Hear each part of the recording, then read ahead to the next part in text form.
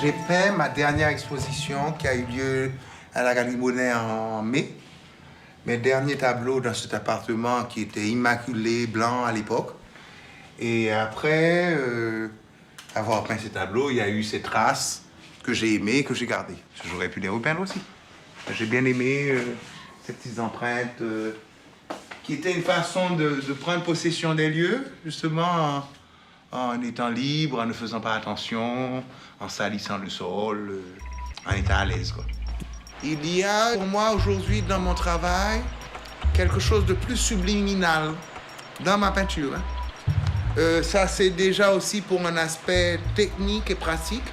Je travaille de plus grande surface, donc j'ai gestuellement plus de place pour évoluer.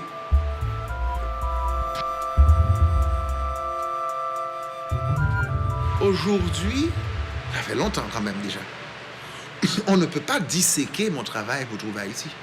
Si on veut trouver Haïti, on va trouver Haïti. Haïti, c'est aussi un espace universel, humain. Il y a un capital humain qui est le même partout. Donc si on veut me dire que c'est Haïti que je peins, tant mieux, oui, peut-être. Mais moi, je ne pense pas. Moi, je pense que je peins quelque chose de désincarné, sans visage. C'est plus des êtres identifiés que je peins. C'est un peu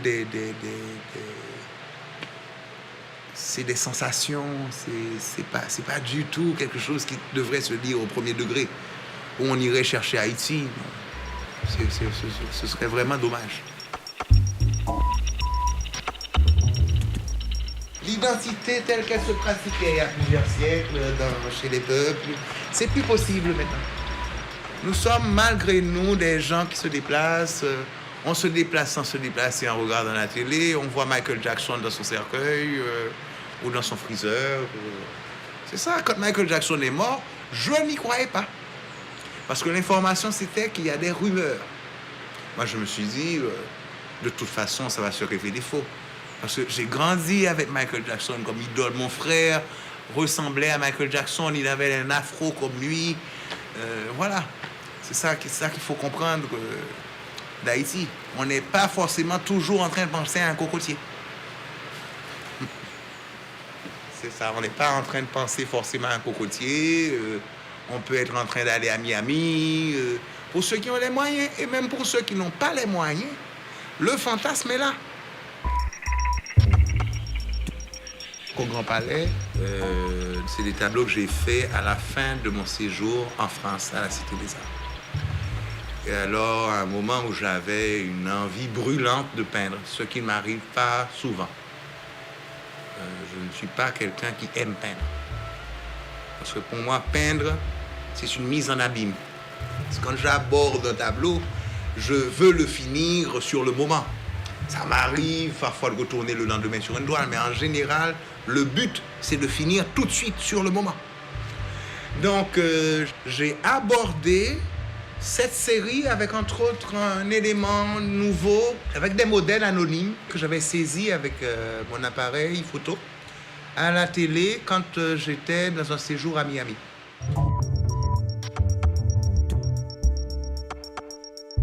Dans mon travail, c'est un trait marquant. Le hasard, l'aléatoire, ça fait partie de ma réflexion en général, et dans ma peinture et dans mes installations. Je compte toujours sur ce qui se produit malgré moi. Dans la peinture, c'est par le principe de la sédimentation, des couches, que je peux effacer à un certain moment, et là apparaît une autre trace, et puis ça peut être... Parfois, le simple geste d'effacer suffit. Parfois, ça devient un autre combat pour essayer de saisir quelque chose qu'on veut garder. Voilà. Je suis un institutionnel, mais je ne vends pas mon travail. Je vends. Ça me permet de vivre. Mais je ne vends pas ce travail comme l'art se vend aujourd'hui. Et je crois que c'est l'une des raisons, c'est ce fardeau d'art haïtien avec les sirènes. C'est ce truc qui pèse aussi sur un créateur qui vient d'Haïti. Et c'est pour ça que je suis contre ce débat identitaire, c'est que ça devient une forme de violence. Si on est haïtien, qu'on ne parle pas du tremblement de terre, ou bien qu'on ne parle pas de Cité Soleil ou bien du choléra, on n'est pas haïtien vraiment. Moi, je me réclame aussi des avancements de notre époque où aujourd'hui, un artiste, on le voit davantage en tant qu'individu plutôt que comme ambassadeur de son pays. On accepte aussi très bien dans la vie des artistes l'exil. D'ailleurs, ça s'est toujours fait. Les artistes qui ont quitté leur pays pour aller vivre, Picasso par exemple, a vécu longtemps en France. Parce que ça lui convenait. Je ne crois pas qu'on demandait à Picasso de se justifier d'Espagne. Donc, moi, je suis dans le même combat. Ça ne m'intéresse pas. Autant que je sais que ça veut dire quelque chose d'identité haïtienne, oui, quand je mange, des plaisirs simples, la langue, la communication, les odeurs, les sonorités, ça c'est une réalité. Mais en même temps, le monde n'est pas fait que de ça. On a cette chance en tant qu'être humain de pouvoir nous pénétrer de ce qui se passe ailleurs et de ce qui vient des autres. Je crois que c'est ce qui fait fondamentalement la différence entre l'homme et l'animal. L'homme a la capacité de changer, je ne vais pas dire d'évoluer, mais de changer.